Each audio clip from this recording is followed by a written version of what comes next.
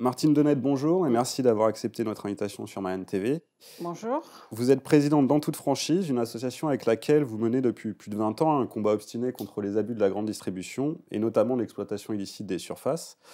Vous venez de publier avec Claude Diot et Patrick Passin 418 milliards, la fraude de la grande distribution avec la complicité des élus et de l'administration. Un livre dans lequel vous décortiquez avec précision comment l'État ferme les yeux, voire, nous le verrons, organise cette fraude. Avant de rentrer dans le dur du sujet, Martine Denette, qu'est-ce qui vous a poussé à vous lancer dans ce combat, dans ce grand combat titanesque? Eh bien, c'est notre expérience personnelle à Carrefour Vitrolles. Et puis, de toute manière, après, avec tous les dossiers, on s'aperçoit que le combat, eh ben, c'est les emplois qui disparaissent, c'est l'environnement qui est sacrifié, c'est le cadre de vie, enfin, c'est tout, hein, puisque Mmh. quand vous avez 20 000 communes qui n'ont plus un seul commerce, ben, il y a des questions à se poser, surtout qu'aujourd'hui, ben, on voit bien que même les petites villes, aujourd'hui, commencent aussi à être paupérisées. Ouais, bien sûr. Vous étiez commerçante en fait à l'origine et vous avez vous vous êtes confrontée à une grande enseigne qui vous a un peu malmené. C'est ce qui vous a lancé dans le combat. Voilà, hein, c'est à partir des travaux de Carrefour, de l'extension de Carrefour Vitrolles. Mmh. Donc c'est à partir de là qu'on a commencé à comprendre ce que c'était l'urbanisme, qu'est-ce que c'était des constructions sans permis, qu'est-ce que c'était des surfaces illicites. Donc là, ça a été vraiment Mmh. notre apprentissage sur l'urbanisme commercial, tout en subissant les conséquences. Mmh. Alors, vous vous laissez pas démonter et vous montez donc cette association En Toute Franchise, qui a comme première vocation au début, c'est finalement de défendre, voilà les franchisés qui rencontrent, les mêmes difficultés que vous et à force de travail, vous vous rendez compte en fait que le problème est bien plus global. Qu'est-ce que vous découvrez exactement et qui vous pousse à élargir votre combat? Alors, ce qui nous a d'abord, au départ, donc, on est bien parti sur les franchisés fil d'art Mmh. qui étaient dans les galeries marchandes et on s'est aperçu au fur et à mesure qu'elles avaient eu toutes les mêmes problèmes dès qu'il y a eu des extensions de galeries marchandes. Mmh. Donc il y a eu des problèmes de renouvellement de baux commerciaux et tout ce qui s'ensuit. Mais après, où on est parti sur le problème, global, c'est à partir du moment de notre propre dossier où il y a des documents qui ont disparu Mmh. et c'est là qu'on a compris que les autorisations délivrées à la grande distribution, ben, elles n'étaient pas respectées, c'était pas conforme ou il y avait pas de permis de construire. Mmh. Voilà, c'est bien là-dessus, c'est ça qui nous a fait démarrer Mmh. dans la Dans ce lutte. combat, ouais. Ouais. En fait, vous découvrez une forme d'anarchie organisée, quoi. C'est-à-dire que Ah quand ben on est une oui, grande enseigne, on peut se passer des obligations légales. voilà, tout à Ouais, fait, hein. Ils sont carrément au-dessus de la loi. De toute manière, ils le ouais. disent, hein. Nous, on la loi, on n'a pas l'obligation de la faire respecter et on voit bien, de toute manière, Mmh. que les élus eux-mêmes sont complices pour les aider à ne pas respecter la loi, c'est Mmh. ça. Mmh. Et on ne parle pas du préfet, on ne parle pas des Mmh. ministres. De toute Mmh. manière, ils sont tous parfaitement au courant. Mmh. Mmh. À partir des années 60, donc la France se retrouve confrontée à l'émergence du modèle de l'hypermarché. Vous écrivez ainsi: «Alors qu'il n'y a que 2 hypermarchés recensés en 1966, la France en compte près de 300 en 1975», un mouvement qui va s'amplifier avec, le temps. Face à cette révolution des mœurs de consommation et de modèle social et économique, quelle est l'attitude de l'État? Est-ce qu'il va chercher à encadrer cette évolution ou au contraire, au fil des ans, se désarme-t-il juridiquement et laisse la machine s'emballer et devenir un peu folle? Alors, l'avantage en 1960, hein, à partir du début des hypermarchés, c'est qu'il y avait beaucoup de commerçants, hein. Il y Mmh. avait plus de 3 millions de commerçants, donc il y avait une puissance, il y avait un contre-pouvoir. Mmh. Et avec ce contre-pouvoir, les commerçants ont obtenu des lois. Mmh. Mais on voit bien que quand ça s'est inversé, que c'est la grande distribution qui est devenue puissante, Mmh. elle s'est empressée de détricoter, Mmh. de faire détricoter par les ministres, par les gouvernements, de faire détricoter Mmh. la loi. Et aujourd'hui, on voit bien, hein, c'est une peau de chagrin, c'est vraiment, Mmh. et comment c'est les préfectures, c'est des bureaux Mmh. d'enregistrement, ils ne vérifient plus rien, il n'y a plus rien qui est contrôlé. C'est la loi Royer, c'est ça qui va être C'était la la loi première Royer. qui va être attaquée, Voilà. qui essayait justement d'encadrer cette évolution? Alors là, c'était la loi c'était une super loi, hein, Ouais. parce que c'était Elle date les de quand? équilibres. Elle date de 1973, hein, 1973, ouais. c'était vraiment la loi des équilibres, Mmh. c'est-à-dire il fallait d'abord respecter les centres-villes et après donner les autorisations en périphérie. Mmh. Tandis qu'on voit bien qu'au fur et à mesure, alors jusqu'en 1996, Mmh. enfin jusqu'en 1993, hein, quand on a commencé à avoir beaucoup de corruption, Mmh. Monsieur Pierre Bérégovoy a fait une loi qui était la prévention de la corruption. Donc là, il y a Mmh. eu carrément un cran qui a été mis. Mmh. C'est là qu'il a fixé les infractions à 1 500 €. Enfin, à l'époque, c'était 1 500 francs. Ouais. Après, c'est passé à 1 Mmh. 500 €.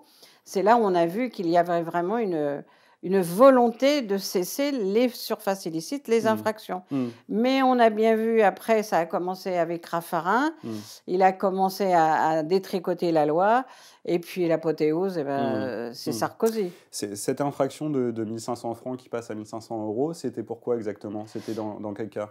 C'était le cas où on construisait Mmh. sans aucune autorisation. Ouais, ouais. Donc, soit on construisait sans permis, Mmh. soit on décloisonnait Ouais, les ouais. cloisons des hypermarchés. C'était quelque chose de fréquent et c'est quelque chose de fréquent, ça, que des grandes enseignes construisent sans permis, Ben, heu, c'est-à-dire que nous, à chaque fois qu'on a un dossier, on découvre des ouais, surfaces illicites. d'accord. Donc, Donc on c'est va pas pas quelque dire que chose. c'est une généralité puisqu'on Ouais, on n'a pas travaillé sur tous mmh, les hypermarchés de France, mais les dossiers qu'on a ouais, travaillés pendant 25 ans, ouais. c'est le même principe. Ouais, depuis 25 ans, dès que vous tapez finalement dans une fourmilière, vous tombez sur des Voilà, on surfaces tombe sur des illicites. surfaces illicites. Ouais.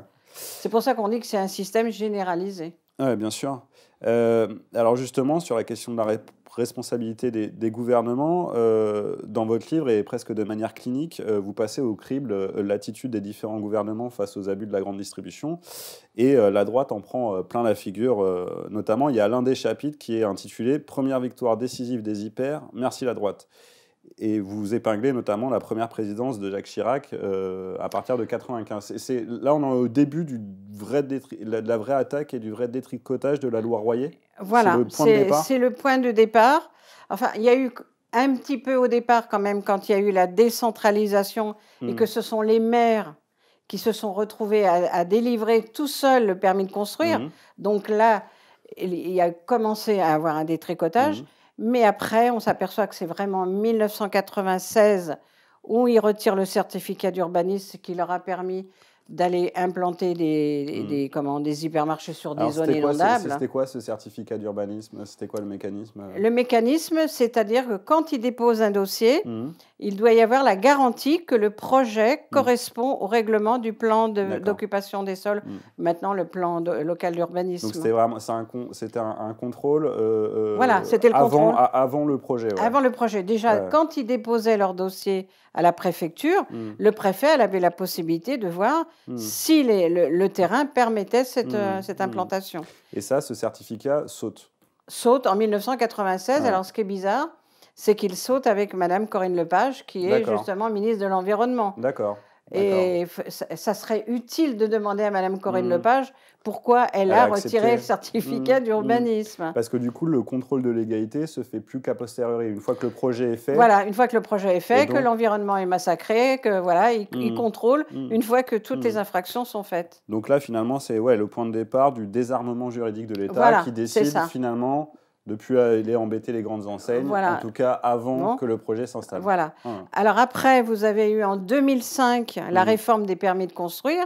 Donc là, on est sous Dominique de Villepin. Voilà. Mmh. Et là, carrément, ils disent plus de contrôle des agents de l'État. Mmh. C'est-à-dire que la direction départementale de l'équipement ou autre n'a Mmh. plus à contrôler les plans des permis de construire de la grande distribution. D'accord. Et qui fait ce contrôle alors?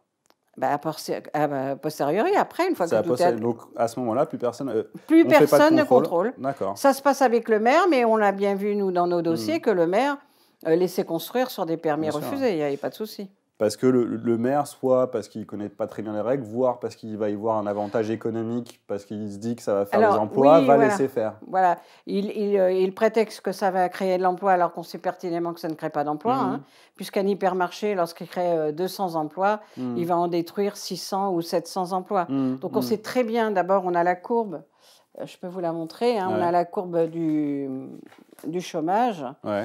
Donc depuis qu'il donne des millions de mètres carrés, voilà, je le mets dans le bon sens. Hein. Ouais, ouais, ouais. Voilà, Alors depuis c'est qu'on la caméra là. Ouais. voilà, depuis qu'on donne depuis qu'on donne des millions de mètres carrés à la grande distribution, Ouais. on voit que le chômage n'a pas cessé de monter. Ouais, ouais. Donc, si la grande distribution créait de l'emploi, eh ben, on aurait une courbe, puisque maintenant la grande distribution a maillé tout le territoire national, il devrait, pour ainsi dire, plus y avoir de chômage. Bien sûr. Enfin, je ne veux pas dire que c'est la grande distribution qui est responsable de sûr. tout le chômage en France, mais elle y est pour une grande partie. Mais effectivement, c'est un argument qui est souvent repris. Voilà. L'argument de dire que voilà, si le finalement, maire, c'est ça. Voilà, soit ce projet va permettre de créer des emplois, soit une fois que le projet est fait et qu'il est attaqué et qu'il est jugé illégal par des extensions illégales, généralement les préfets, patrons d'enseignes voilà. et les préfets récupèrent cet argument en disant ouais mais si on les attaque, si on leur demande de réduire leur surface, on va devoir réduire des emplois. C'est quelque chose de très régulier. Alors que justement, si on faisait fermer les surfaces illicites, on recréait de l'emploi en centre-ville. Ouais. Puisqu'on ferait disparaître toutes ces surfaces illégales. Oui, parce qu'il y a plusieurs études qui démontrent que finalement, quand il y a une grande enseigne et des grandes surfaces qui s'installent près d'une ville, généralement, en fait, finalement, il va y avoir un vase communicant et ça va détruire les emplois de centre-ville et pas forcément créer plus d'emplois dans la grande surface. On a l'exemple parfait, c'est à Marignane, quand l'hypermarché a ouvert. Il n'a pas respecté le règlement du plan d'occupation des sols. S'il l'avait respecté, la surface aurait été beaucoup plus petite, ça aurait été restreinte.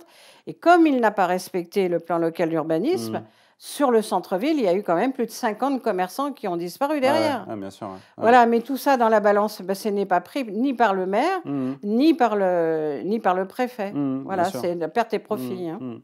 Donc en 2005, Dominique de Villepin participe finalement à ce détricotage qui est poursuivi encore avec Nicolas Sarkozy. Alors Nicolas Sarkozy, c'est l'apothéose. C'est l'apothéose, d'accord.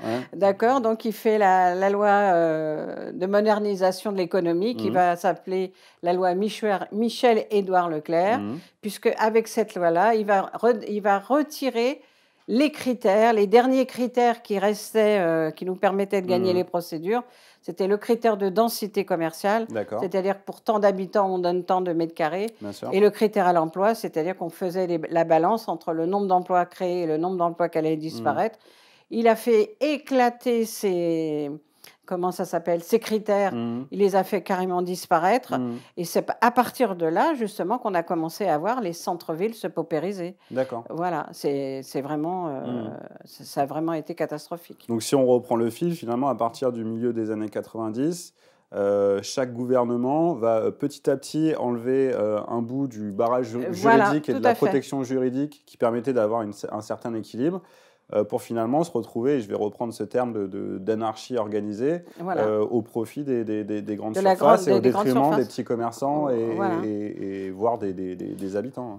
Alors, il faut faire attention aussi, c'est-à-dire que quand on dit les grandes surfaces, il faut savoir qu'il y a des grandes surfaces qui respectent la loi. Bien sûr. On ne peut pas dire on va tous les mettre dans le même panier, mais moi, je parle de la grosse, la grande distribution, vraiment celle où c'est des hypermarchés de 10, 15 000 mètres carrés qui, justement, peuvent décloisonner en veux-tu, en voilà, sans qu'on puisse rien contrôler. Et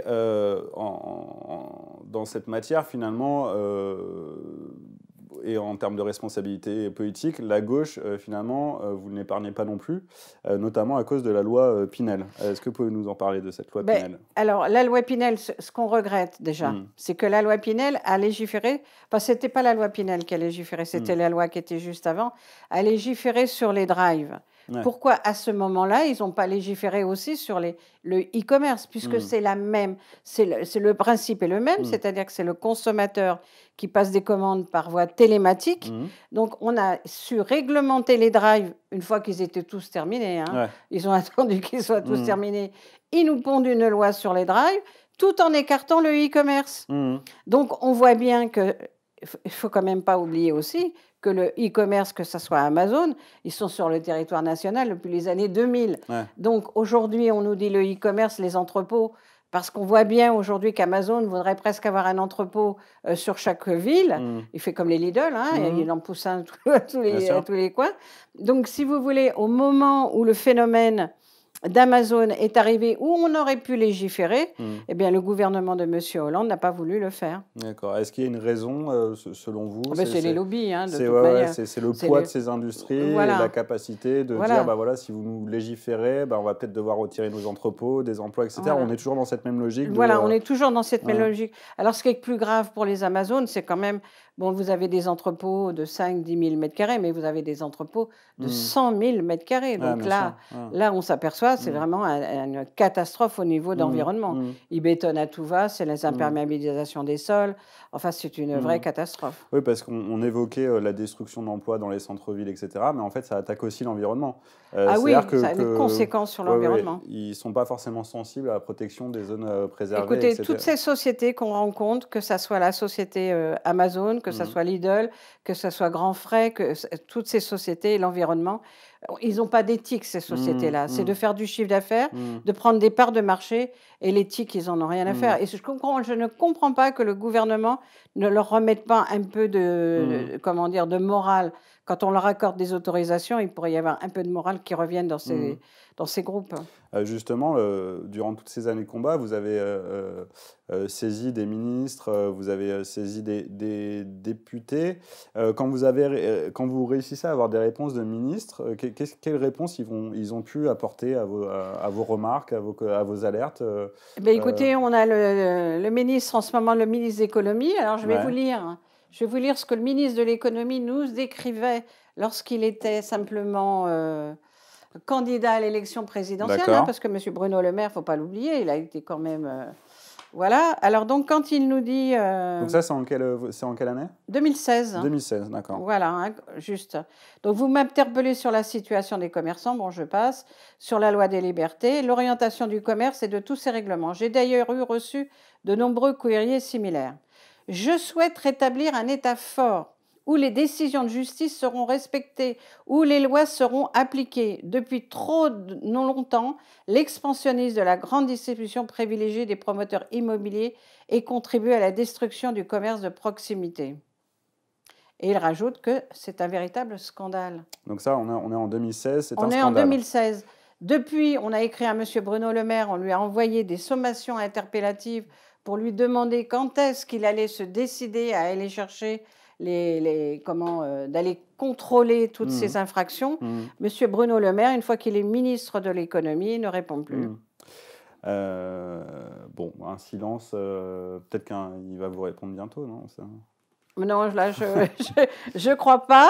Je crois pas. D'ailleurs, on vient de le mettre, au tribunal administratif, D'accord, justement, sur des dossiers qu'il n'a pas répondu et qu'ils n'ont pas agi. Parce d'accord. que c'est pas le tout qu'ils nous répondent pas, parce qu'ils ne Mmh. répondent pas et ils n'agissent pas. Mmh. Donc c'est vraiment.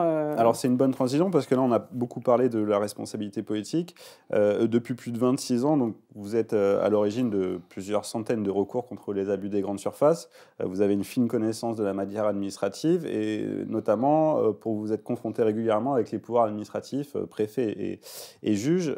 D'après votre expérience, les juges et les préfets, donc ceux qui sont censés faire respecter la loi, lorsqu'il s'agit d'hyper, sont-ils intransigeants ou alors au contraire plutôt laxistes Ben, ils sont plutôt laxistes. Alors, comme nous avons réussi à faire modifier la loi pour justement obliger les préfets à agir, Mhm. puisque jusqu'à présent ils n'agissaient pas, les préfets, aujourd'hui, on arrive à les contraindre pour les obliger à aller contrôler. D'accord. Mais quand on va les contrôler, alors je vais vous donner un exemple, je vais vous donner Bien le sûr. Leclerc-Genet. Mhm. Le Leclerc-Genet, c'est lui-même, hein, il déclare qu'il a 4900 mètres carrés. D'accord. Donc, naturellement, en petite fourmi, qu'est-ce qu'on fait? On va chercher l'autorisation d'origine. Mhm. L'autorisation d'origine, c'est 2700 mètres carrés. D'accord. Donc, il y a que Leclerc Une belle déclare expansion. 4900, Ouais. voilà. Nous, on a l'autorisation d'origine de 2700. Et entre les deux, il y a 2000 mètres carrés. Mhm. Mais quand le préfet envoie la répression des fraudes, ben, il trouve encore que 1000 mètres carrés. D'accord. Donc, Alors, on voit bien que de Mhm. toute manière, ils sont toujours enclins à favoriser la grande distribution. et est-ce que ce chiffre de 1000 mètres carrés, il a une importance ou pas sur le... Ben, et disons qu'on a réussi à lui faire fermer les 1000 D'accord. mètres carrés. Ouais, Enfin, ouais. c'est pas nous, c'est le Ouais, bien préfet. sûr. On a obligé le préfet à appliquer la loi de lui faire Mhm. fermer les 1000 mètres carrés. Mais les 2000 mètres carrés, alors Mhm. si vous voulez, c'est sans fin. Parce que ce n'est pas nous, en tant que commerçants, en tant que citoyens, Bien on sûr. va aller dans l'hypermarché, on va aller encore mesurer et lui dire, attendez, vous avez encore 1000 mètres carrés d'illégal. Alors du coup, en fait, vous vous retrouvez dans des situations un peu insolites où vous êtes obligé d'obliger un préfet à finalement Agir, à agir. voilà. On a l'habitude de voir des préfets emblématiques à la télé qui sont les premiers à dire il faut faire respecter l'ordre et je serai le premier à faire respecter l'ordre. Là, vous vous êtes retrouvé finalement avec des situations où on a des préfets qui finalement ne veulent pas faire appliquer la loi. Ah ben non, ça fait 27 ans qu'ils ne veulent pas appliquer Ouais, la loi. ouais, Et il a fallu faire une procédure. ouais. Alors c'est toujours pareil, ça ne vient pas tout seul, hein. Mmh. Il a fallu saisir le Conseil d'État pour dire, mais attendez, le préfet n'agit pas. Et on a obtenu, alors grâce à des députés et des sénateurs quand même, parce qu'il ne faut pas dire que Bien sûr, ouais. certains n'agissent pas, grâce à M. Bourquin et autres, a mis vraiment ces infractions sur le tapis. Et on a obtenu une modification de la loi que le préfet maintenant est obligé. Parce qu'avant, il avait la possibilité de choisir, et lui, il choisissait toujours la grande distribution en disant, mais ils ont des emplois, mais vous comprenez, ils pourront jamais payer toutes les amendes et tout ça. Mais le citoyen, c'est pas ça qu'il réclame, hein. Il Bien sûr. réclame la loi, rien que la loi, l'application de la loi. Et là, on a réussi. Enfin, on a réussi à faire condamner 3 préfets. D'accord, ce qui est pas mal, c'est un beau Ah tableau de ben oui. chasse. Ouais. Voilà, mais c'est pareil, hein, combien d'années Et de alors, lutte. il y a les préfets et puis il y a les juges administratifs.